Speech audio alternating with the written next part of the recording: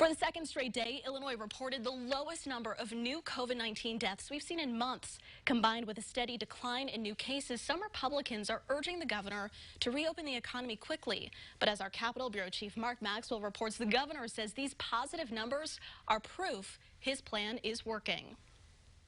I think we've done this well.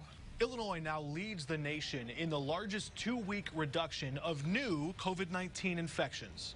Unlike some other states, we were early adopters to the stay-at-home, and that really helped us with the spread. Illinois' Emergency Management Director Alicia Tate-Nadeau says other states that were slow to shut down or quick to reopen are still struggling with record increases.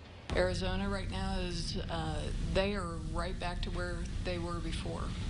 I think you're seeing outbreaks again in Texas and in LA.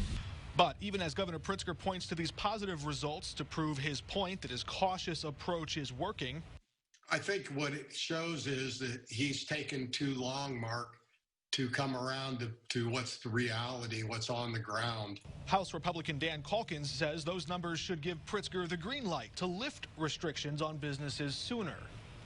We should have been in phase 4 2 or 3 weeks ago based on even his recommendations. If each region of the state remains on track, improving, restaurants and gyms would open in phase 4 with limited indoor capacity 1 week from Friday. Pritzker cautioning against reopening too quickly, warning that too could cause permanent damage.